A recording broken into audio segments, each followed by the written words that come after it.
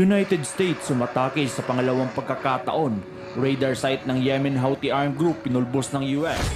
Guided missiles at Tomahawk missiles na nai-launch ng US forces umabot sa 150 missiles. Yemen inulan ng mga bomba mula sa US. Houthi rebels gumanti ng pag-atake sa US. Isang US Navy destroyer tinarget ng anti-ship missiles. US fighter jet na intercept ang Houthi launch attack. Ang mga bagay na ito ang ating tatalakayin mga kaibigan, kaya humanap na ng pwesto at tengay buksan para updated ka sa mga kwentong digmaan.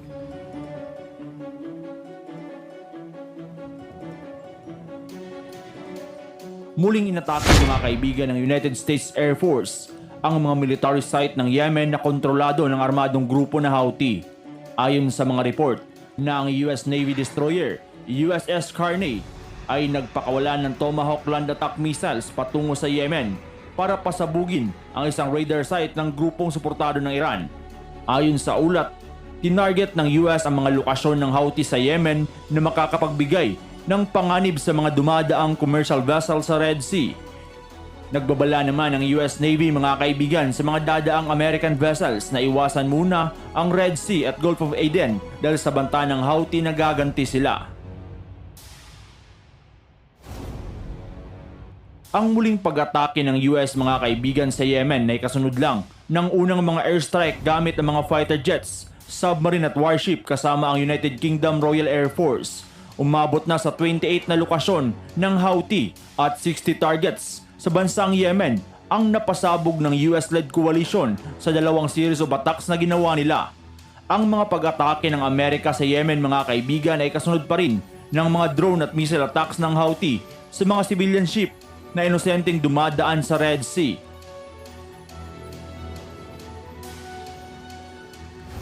Ayon sa US Joint Chief of Staff, na ang mga pag-atake ng US sa Yemen ay nakatarget sa mga low-populated areas para wala masyadong madamay.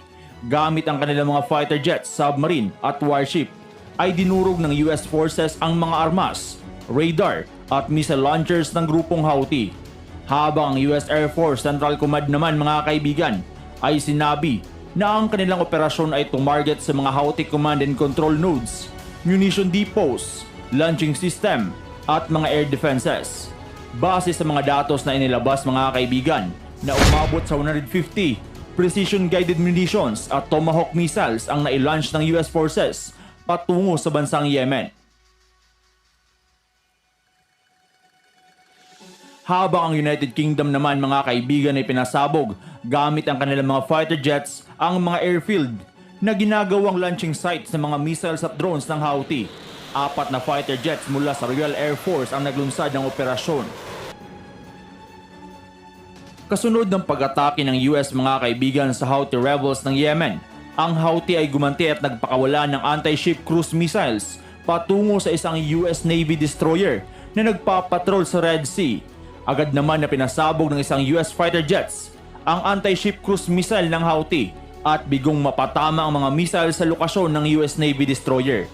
Isang Arleigh Burke-class destroyer na nag-ooperate sa Red Sea mga kaibigan ang balak na pasabugin ng Iran-backed Houthi rebels, subalit na intercept ito ng US fighter jet missiles. Hindi pa malinaw sa ngayon mga kaibigan kung gaganti ba ang US sa kamakailan lang na pag-atake ng Houthi sa kanilang warship.